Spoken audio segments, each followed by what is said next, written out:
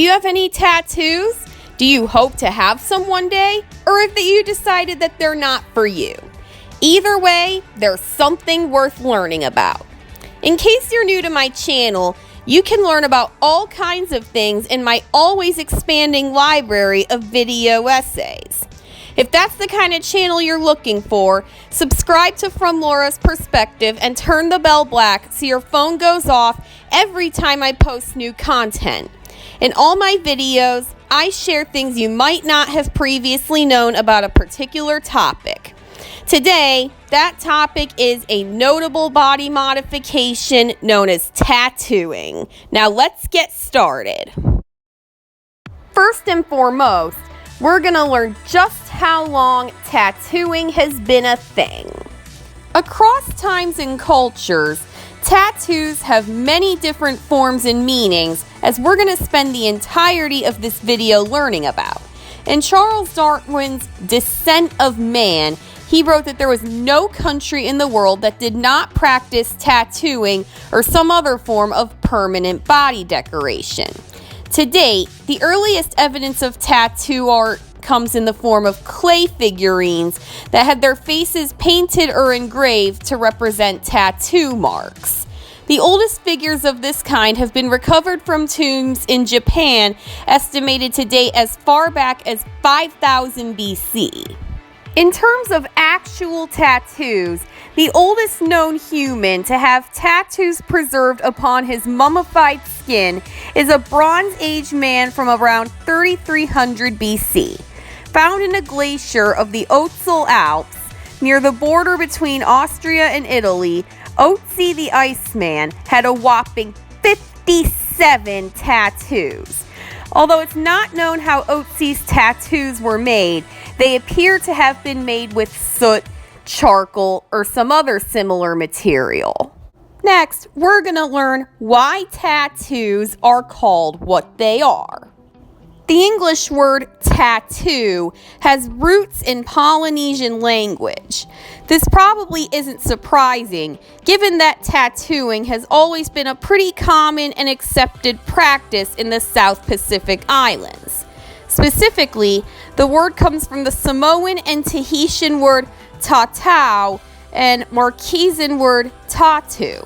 Both of these words refer to a puncture or mark made on the skin.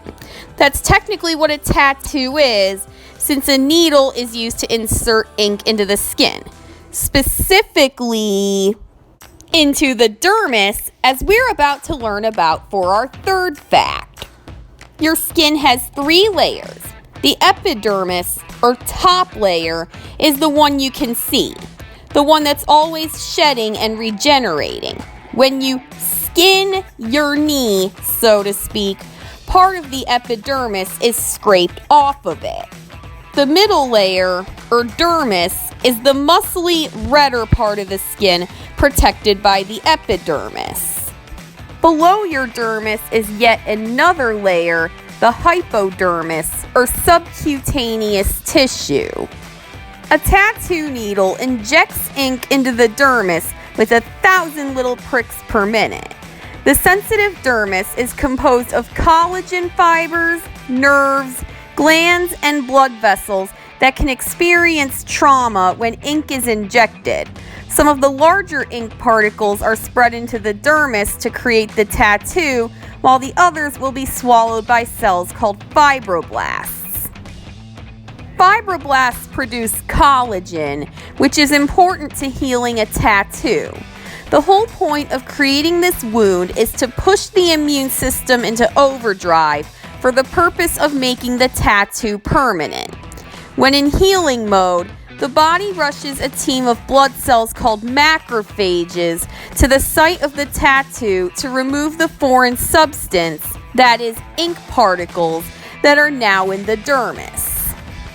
Some macrophages swallow ink particles and send them throughout the lymphatic system, but other macrophages remain in the dermis and allow the injected ink to remain visible. Therefore, macrophages are both the reason tattoos are permanent and the reason they fade over time and sometimes need touch-ups. Next, we're going to learn how the tattoo machine came to be. Although tattooing dates all the way back to 5000 BC, as I mentioned in fact number 1, it wasn't until 1891 that the tattooing machine used in tattoo studios today, sometimes referred to as a tattoo gun, was invented. Although the machine was invented by Samuel O'Reilly, the famous and infamous Thomas Edison is also partly to thank for its development. Edison and his team invented an electric pen as a way to easily produce copies of handwriting. This invention wasn't a huge success, but did pave the way for the tattoo machine.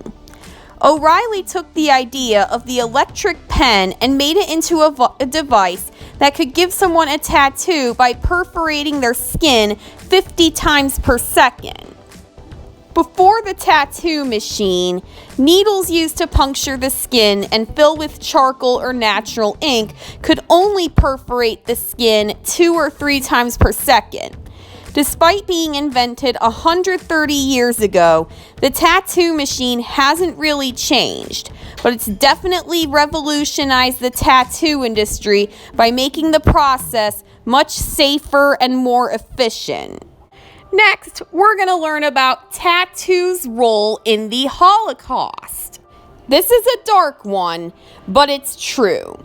When Jews and other target groups were taken to Auschwitz, those with known illnesses were taken directly to a gas chamber, while the healthy ones were allowed to live a little longer as they were seen as useful for slave labor. These prisoners were tattooed with their serial numbers so that the mark would be on their body when they died, and the authorities would have it on file. Originally, a special metal stamp holding interchangeable numbers made up of needles approximately 1 centimeter long was used. This allowed the whole serial number to be punched at one blow onto the prisoner's left upper chest. Ink was then rubbed into the bleeding wound. When the metal stamp method proved impractical, a single needle device was introduced, which pierced the outlines of the serial number digits onto the skin. The site of the tattoo was changed to the outer side of the left forearm.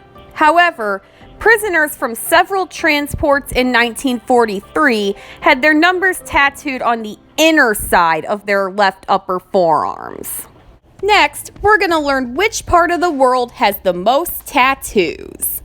Recent surveying has found that Italy is the country in which most people have 1 or more tattoos, but New Zealand is the country in which the most skin is covered in ink. The main reason tattoos are so popular in New Zealand is that the island is inhabited by a people called the Maori, who used to have a rite of passage called the Tā Moko, which involved being inked with a tattoo. Generally speaking, tattoos are particularly common in the South Pacific Islands, from which many Polynesian cultural groups with a rich history of tattooing hail. Fact number 7. Black ink is easier to remove than colored ink. Upon first glance, you might not think there's much of a difference between the composition of black tattoo ink and colored tattoo ink, but there is. Well, not just the ink, but the laser used to remove the tattoos. The reason for the difference has mostly to do with the wavelength of light in the tattoo machine and the specific color of the tattoo ink. Black ink has the greatest contrast of pigment from your natural skin, so the wavelength of tattoo removing lasers can target this ink more precisely. This is because the light from the laser is attracted to this ink, which enables it to break down the ink into pieces that your body will metabolize. Fact number 8. Tattoo designs come in many different types.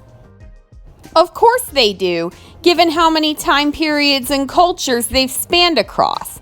There are too many to talk about at this point in this video, so for now, I'm just going to list some of the most common types of tattoos people get today. The most common of all is the American traditional tattoo.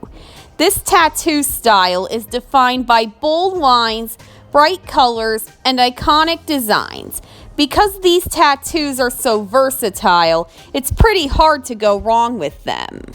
Traditional tattoos actually have a subtype called neo-traditional.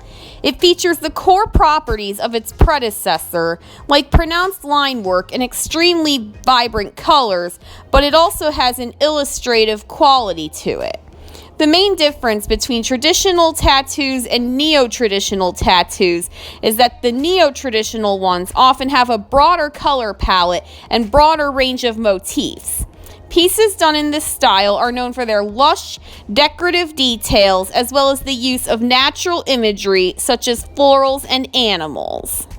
Also popular is the realistic or photorealistic tattoo. Hence their name, these tattoos consist of color and black and gray portraits of pretty much any person you can think of, as well as realistic depictions of nature and just about anything else imaginable, even the surreal. An increasingly popular tattoo style is the watercolor tattoo. Hence their name, watercolor tattoos appear as if they were painted with a brush dabbled in watery pastels. They're pretty beautiful, especially when they're new and fresh, but fade faster than most other types and are more difficult to apply. Tribal tattoos are just what they sound like. Traditional designs from tribal groups that commonly practice or practiced tattooing. These diverse and beautiful styles are frequently referred to under the term tribal, but to the trained eye, Polynesian body art is distinctive from Marquesan or Maori tattoos, just like tattoos on Unipiac matriarchs' faces are different from those found on Berber women. Though these styles are all unique, they are somewhat similar, almost always done in black with elaborate patterns. Then there's Japanese tattoos, also known as irizumi. The icons found in this time-tested genre of tattooing come from Japan's age-old folklore, featuring tattooed heroes from the Suikoden and mythological creatures like dragons, kirins, and phoenixes. In short, every tattoo done in Japanese style tells a story about its homeland's rich past.